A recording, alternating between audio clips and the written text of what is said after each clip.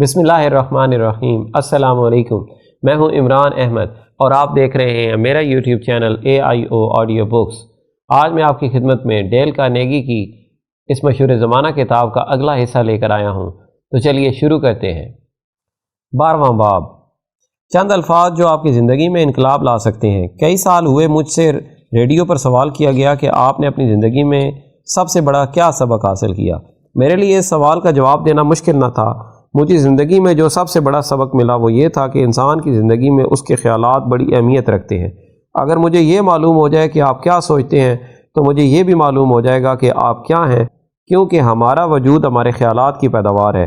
لہذا ہماری زندگی کا واحد مسئلہ صحیح خیالات کا انتخاب ہے۔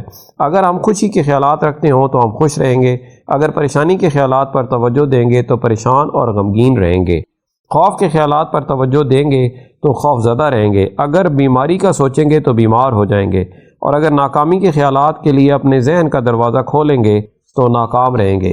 مجھے اچھی طرح معلوم ہے کہ زندگی کوئی آسان چیز نہیں، لیکن میں پرزور طریقے سے آپ کو تلقین کرتا ہوں کہ زندگی میں آپ کا طرز عمل منفی نہیں بلکہ مثبت ہونا چاہیے۔ دوسرے لفظوں میں یوں کہا جا سکتا ہے کہ ہم کو اپنے مسائل کا خیال رکھنا چاہیے لیکن فکر مند اور پریشان نہیں ہونا چاہیے۔ لاویل تھامس نے دنیا کے مختلف حصوں میں تاریخی نوعیت کی جو تصویریں اتاریں، کسی زمانے میں ان کی نمائش سے لندن اور تمام دنیا میں سنسنی پیدا ہو جاتی تھی، لیکن پے در پے حادثات نے لاویل تھامس کو بالکل مفلس بنا دیا اور نوبت یہاں تک پہنچی کہ وہ قرضوں کے بوجھ تلے دب گئے۔ بے شمار پریشانیوں کے باوجود لاویل تھامس غمگین اور فکر مند نہیں تھے۔ وہ ہر روز صبح جب باہر نکلتے تو ایک پھول خرید کر بٹن میں لگا لیتے، ان کی گردن اونچی ہوتی اور چال میں تیزی ہوتی، ان کے خیالات مثبت اور بہادرانہ تھے۔ انہوں نے شکست کے ہاتھوں شکست تسلیم نہ کی، ان کے نزدیک کھیل میں شکست معمولی بات تھی۔ ایسی شکست انسان کی تعلیم کے لیے ضروری ہے اور اس کے بغیر چوٹی پر پہنچنا مشکل ہے۔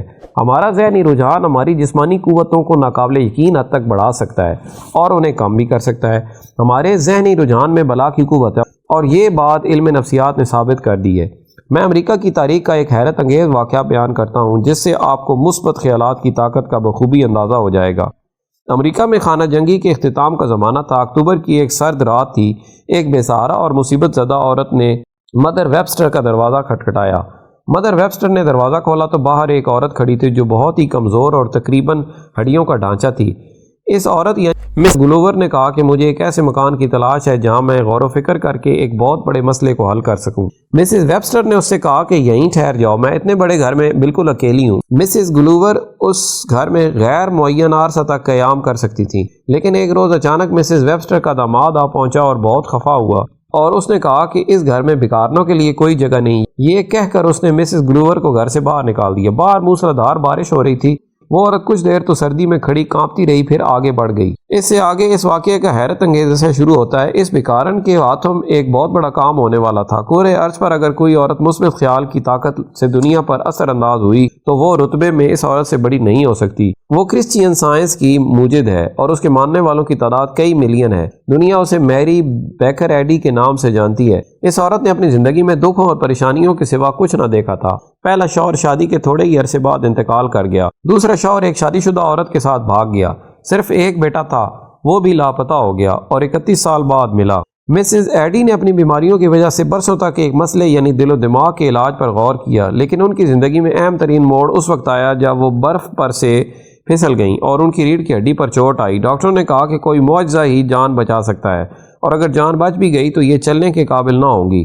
بستر مرگ پر لیٹے ہوئے اس خاتون نے انجیل کھولی اور ان کے کہنے کے مطابق کسی آسمانی قوت نے ان کو یہ عبارت پڑھنے کی ہدایت کی، اور دیکھو لوگ ایک بیمار کو بستر پر ڈال کر اس کے پاس لائے اور مسیح نے بیمار سے کہا، بیٹا خوش ہو، تیرے گناہ معاف ہو، اٹھ اور اپنے گھر جا، اور وہ اٹھا اور اپنے گھر چلا گیا۔ مسز ایڈی کہتی ہیں کہ حضرت عیسیٰ کے ان الفاظ نے ان کے اندر ایسی قوت، ایسا مضبوط ایمان اور صحت کی ایسی زبردست لہر پیدا کر دی کہ وہ فوراً ہی بستر سے اٹھ کر چلنے پھرنے لگیں۔ ان کا کہنا ہے کہ اس واقعے کے بعد مجھے معلوم ہو گیا کہ میں کس طرح سے تندرست ہو سکتی ہوں اور دوسروں کو بھی شفا دے سکتی ہوں۔ مجھے پختہ یقین ہو گیا کہ دماغ ہی اصل محرک ہے۔ یہی میری بیکر ایڈی ایک نئے مذہب کرسچین سائنس کی بانی ہوئی اور ان کا عقیدہ مذہب بن کر ساری دنیا میں پھیل رہا ہے۔ میں کامل یقین کے ساتھ کہہ سکتا ہوں اور میرا 35 سال کا تجربہ ہے کہ انسان اپنے خیالات بدلنے سے اپنی زندگی کو بدل سکتا ہے۔ میں نے سینکڑوں مرتبہ ایسی حیران کر دینے والی تبدیلیاں دیکھی ہیں اور اب مجھے اس حقیقت پر ذرا بھی تعجب نہیں ہوتا۔ قوت خیال کے معجزانہ اثرات کا تجربہ میرے ایک طالب علم کو بھی ہوا۔ میرے اس شاگرد کو طرح طرح کی اعصابی الجھنیں لاحق تھیں۔ اس طالب علم نے مجھے بتایا کہ مجھے پریشانی تھی کہ میں جسمانی طور پر کمزور ہوں، میرے بال گر رہے ہیں، شادی کے لیے میرے پاس رقم نہیں، جس لڑکی سے شادی کرنا چاہتا ہوں وہ میرے ہاتھ سے نکلی جا رہی ہے، جو زندگی میں بسر کر رہا ہوں وہ بالکل بیکار ہے، اور یہ کہ میرے معدے میں زخم ہے، مجھے اپنا کاروبار ترک کرنا پڑا۔ فکروں اور پریشانیوں کی وجہ سے میرا نروس بریک ڈاؤن ہو گیا۔ زندگی میرے لیے ایک عذاب بن چکی تھی۔ جو دن آتا اپنے ساتھ ایک نئی مصیبت لے کر آتا۔ مجھے ہر وقت خوف گھیرے رہتا اور کسی سے ملنے کو جی نہیں چاہتا تھا۔ دکھتے ہوئے دماغ سے زیادہ اذیت ناک کوئی جسمانی تکلیف نہیں ہوتی۔ مجھے اپنے مسائل کا صرف ایک ہی حل نظر آتا تھا اور وہ یہ کہ دریا میں کود کر جان دے دوں۔ میں نے فیصلہ کیا کہ فلوریڈا کی سیر کروں، شاید آب و ہوا کی تبدیلی سے طبیعت سنبھل جائے۔ جب میں ریل میں سوار ہونے لگا تو والد نے ایک لفافہ دیا اور کہا کہ جب تک فلوریڈا نہ پہنچوں اس کو نہ کھولوں۔ فلوریڈا پہنچنے کے بعد بھی میری حالت بہتر نہ ہوئی۔ ایک دن میں نے والد کا دیا ہوا لفافہ کھولا۔ لکھا تھا، بیٹا تم گھر سے 1500 میل دور ہو اور تمہاری طبیعت میں بہتری کے کوئی آثار نہیں۔ مجھے معلوم ہے کہ تمہاری طبیعت بہتر نہ ہوگی کیونکہ تم یہاں سے ایک چیز اپنے ساتھ لے گئے ہو جو تمہاری تمام تکلیفوں کی جڑ ہے، اور وہ تم خود ہو۔ حالات اور واقعات نے تم کو شکست نہیں دی، بلکہ حالات اور واقعات کے بارے میں تم جس انداز سے سوچتے ہو اس نے تمہیں مصیبت میں مبتلا کیا ہے۔ جب تمہیں یہ بات سمجھ آ جائے تو تم گھر واپس چلے آنا، تمہیں شفا ہو چکی ہوگی۔ خط پڑھ کر مجھے بہت غصہ آیا۔ مجھے نصیحتوں کی نہیں بلکہ ہمدردی کی تلاش تھی۔ میں نے سوچا کہ اب کبھی گھر واپس نہ جاؤں گا۔ شام کو سڑکوں پر بے مقصد گھومتے ہوئے میں ایک گرجے کے قریب سے گزرا۔ چونکہ میری کوئی مصروفیت نہیں تھی اس لیے میں نے سوچا کہ چلو وعظ ہی سن لوں۔ انجیل مقدس کی اس آیت پر وعظ ہو رہا تھا، جو اپنے نفس پر فتح حاصل کرتا ہے وہ اس سے زیادہ عظیم ہے جو کسی شہر کو فتح کرتا ہے۔ یکا یک میرے ذہن میں جس قدر گندگی بھری تھی صاف ہو گئی۔ مجھے وہ الفاظ یاد آئے جو والد نے خط میں لکھے تھے۔ زندگی میں پہلی مرتبہ میں نے ہوش مندی اور صفائی سے معاملات پر غور کیا۔ مجھے محسوس ہوا کہ میں سخت بے وقوف تھا۔ میں چاہتا تھا کہ ہر شخص بلکہ ساری دنیا میری خاطر بدل جائے، حالانکہ ضرورت اس بات کی تھی کہ میں اپنے دل و دماغ کی اینک بدل دوں۔ دوسرے دن صبح اٹھ کر میں نے اپنا سامان باندھا اور گھر روانہ ہوا۔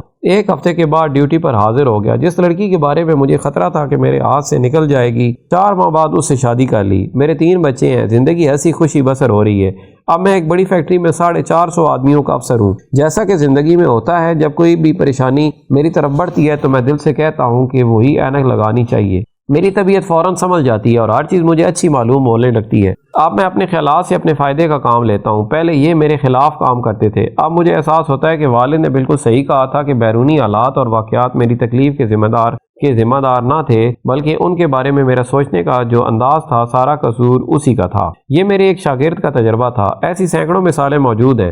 مثلا جان براؤن کو اس جرم کی پاداش میں موت کی سزا دی گئی کہ اس نے امریکہ کی گولہ بارود کی ایک فیکٹری پر قبضہ کر لیا تھا۔ وہ پھانسی لگنے کے لیے اپنے دفن ہونے کے صندوق پر بیٹھ کے گیا۔ اس کے ہمراہ جو جیل کا افسر تھا وہ گھبرا رہا تھا، لیکن بوڑھا جان براؤن مطمئن اور خاموش تھا۔ ورجینیا میں خوبصورت پہاڑوں کو دیکھ کر اس نے کہا، کیا خوبصورت جگہ ہے، میں نے پہلے نہیں دیکھی تھی۔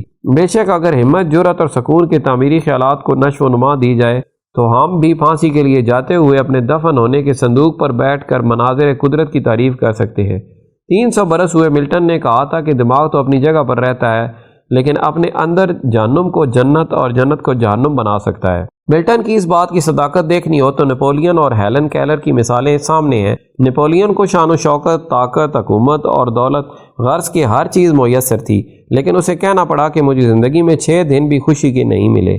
اس کے برعکس ہیلن کیلر اندھی، بہری اور گونگی تھی، لیکن اس نے کہا مجھے زندگی بہت خوشگوار معلوم ہوتی ہے۔ ایمرسن نے اپنے ایک مضمون میں لکھا ہے کہ فتح لگانوں میں اضافہ، بیماروں کی صحتیابی، پردیس سے دوستوں کی واپسی یا ایسی ہی کوئی بیرونی وجہ انسان کو اس غلط فہمی میں ڈال دیتی ہے کہ خوشی کے دن آ رہے ہیں، لیکن یہ بالکل غلط ہے۔ ایسا کبھی نہیں ہو سکتا۔ تمہاری زندگی میں تمہارے سوا کوئی دوسرا مسرت، راحت اور سکون نہیں لا سکتا۔ ایپکٹیٹس خبردار کر چکا ہے، ہمیں اپنے جسم سے پھوڑوں اور زخموں کو ختم کرنے سے زیادہ اپنے دماغ سے غلط خیالات کو ختم کرنے کی کوشش کرنی چاہیے۔ جدید طب نے بھی یہ ثابت کر دیا ہے کہ جو لوگ اپنے مسائل سے موافقت پیدا نہیں کرتے اور ان سے دست و گریباں رہتے ہیں، وہ بلڈ پریشر اور بے شمار دوسری جسمانی تکالیف میں مبتلا ہو جاتے ہیں۔ یہ درست ہے کہ ہم یکا یک اپنے جذبات میں تبدیلی نہیں لا سکتے، لیکن اپنے افعال کو بدل تو سکتے ہیں۔ اگر آپ کی خوشی کا خاتمہ ہو چکا ہے تو اس کا شافی علاج آپ کے پاس موجود ہے۔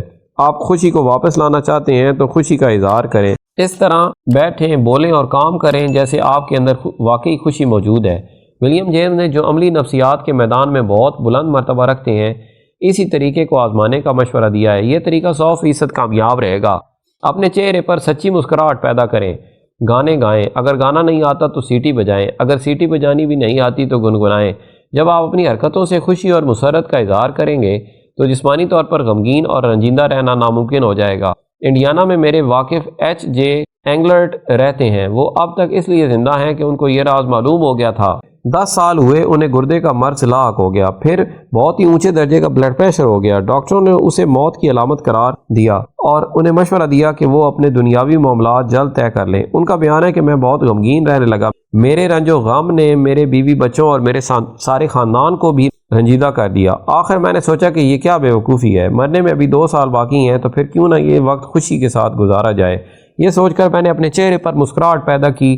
شروع میں یہ کام مشکل تھا، لیکن میں نے اپنے آپ کو زبردستی خوش مزاج اور ہنس مکھ بنا لیا۔ اس کا اثر یہ ہوا کہ میری صحت بہتر ہونے لگی۔ جو اداکاری میں کر رہا تھا میں ویسا ہی بنتا چلا گیا۔ ڈاکٹروں کے کہنے کے مطابق اب تک مجھے قبر میں ہونا چاہیے تھا، لیکن میں خوش ہوں اور زندہ بھی۔ میرا بلڈ پریشر غائب ہو چکا ہے۔ میں یقین کے ساتھ کہہ سکتا ہوں کہ اگر میرے ذہن میں موت کا خیال رہتا اور شکست تسلیم کر لیتا تو اب تک ڈاکٹروں کی پیشگوئی یقیناً سچ ثابت ہو چکی ہوتی۔ لیکن میں نے اپنے جسم کو صحت مند ہونے کا موقع دیا اور اس مقصد کے لیے صرف اتنا کیا کہ اپنا ذہنی رجحان بدل دیا۔ کیا یہ معجزہ مثبت خیالات پیدا کرنے کی وجہ سے نہیں ہوا؟ یقیناً یہ مثبت خیالات ہی کا اثر تھا۔ تو پھر کیوں نہ ہم بھی اپنے مقابلتاً کم درجے کے غموں اور مایوسیوں کو دور کرنے کے لیے اسی طریقے کو استعمال کریں اور فائدہ اٹھائیں۔ اگر انسان اپنے خیالات کو بلند کر لے تو وہ یقیناً ترقی، فتح اور کامیابی حاصل کر سکتا ہے۔ روزانہ اپنے ذہن میں مسرت آمیز اور تعمیری خیالات پیدا کرنے کے لیے میں ایک پروگرام پیش کرتا ہوں جس کا نام ہے صرف آج کی خاطر۔ 36 سال پہلے اس کو مرحومہ سیبل ایف پارٹریج نے ترتیب دیا تھا۔ اس پر عمل کرنے سے ہمارے بہت سے غم دور ہو جائیں گے اور ہمیں بے حساب خوشی اور راحت نصیب ہوگی۔ صرف آج کی خاطر۔ نمبر 1، صرف آج کی خاطر میں خوش رہوں گا۔ نمبر 2، صرف آج کی خاطر میں کوشش کروں گا کہ اپنے خیالات کو حالات کے مطابق بناؤں اور یہ کوشش نہ کروں گا کہ ہر چیز میری مرضی کے مطابق ہو۔ جیسے بھی میرے حالات ہیں میں ان کو قبول کر لوں گا اور ان کا جز بننے کی کوشش کروں گا۔ نمبر 3، صرف آج کی خاطر میں اپنے جسم کی نگہداشت کروں گا، ورزش کروں گا اور صحیح غذا استعمال کروں گا اور اپنے جسم کا غلط استعمال نہیں کروں گا تاکہ میرا جسم ہمیشہ میرا حکم مانتا رہے۔ نمبر 4، صرف آج کی خاطر میں اپنے دماغ کو ترقی دینے کی کوشش کروں گا، کوئی فائدہ مند بات سیکھوں گا، دماغ کو بھٹکنے نہ دوں گا اور کوئی ایسی چیز پڑھوں گا جس میں محنت اور غور و فکر کی ضرورت ہو۔ نمبر 5، صرف آج کی خاطر میں خود کو ظاہر کیے بغیر کسی سے بھلائی کروں گا اور ولیم جیمز کے مشورے کے مطابق مشق کے طور پر 2 ایسے کام کروں گا جنہیں کرنے کو میرا دل نہیں چاہتا۔ نمبر 6، صرف آج کی خاطر میں خوش مزاج بنوں گا، صحت مند دکھائی دینے کی کوشش کروں گا، اچھا لباس پہنوں گا، آہستہ بولوں گا، دوسروں سے نرمی سے پیش آؤں گا، دوسروں کی تعریف کروں گا، اعتراض نہیں کروں گا، نہ کسی چیز سے نقص نکالوں گا اور نہ ہی کسی کی اصلاح کرنے کی کوشش کروں گا۔ نمبر 7، صرف آج کی خاطر میں کوشش کروں گا کہ صرف آج کا دن گزاروں اور زندگی کے تمام مسائل کو ایک ساتھ حل کرنے کی بیکار کوشش میں نہ الجھوں۔ نمبر 8، صرف آج کی خاطر میں ایک ٹائم ٹیبل بناؤں گا جس میں لکھوں گا کہ ہر گھنٹے کے دوران مجھے کیا کرنا ہے۔ ہو سکتا ہے کہ میں اس پر پوری طرح عمل نہ کر سکوں، لیکن مجھے جلد بازی سے ضرور نجات مل جائے گی۔ نمبر 9، صرف آج کی خاطر میں اپنے لیے نصف گھنٹہ وقف کروں گا جس کے دوران پرسکون اور خاموش رہوں گا۔ اس نصف گھنٹے میں خدا کا بھی تصور کروں گا تاکہ میری حیات کے پس منظر کو وسعت ملے۔ نمبر 10، صرف آج کی خاطر میں بالکل بے خوف رہوں گا، خوش ہونے، حسین چیزوں سے محظوظ ہونے اور ان سے محبت کرنے میں کبھی تعامل نہیں کروں گا۔ اگر آپ ایسے ذہنی رجحان کو ترقی دینا چاہتے ہیں جو آپ کے لیے سکون قلب، مسرت اور راحت کا باعث ہو تو پہلا قاعدہ یہ ہے، خوش ہو کر سوچیں اور کام کریں، آپ اپنے آپ کو خوش محسوس کریں گے۔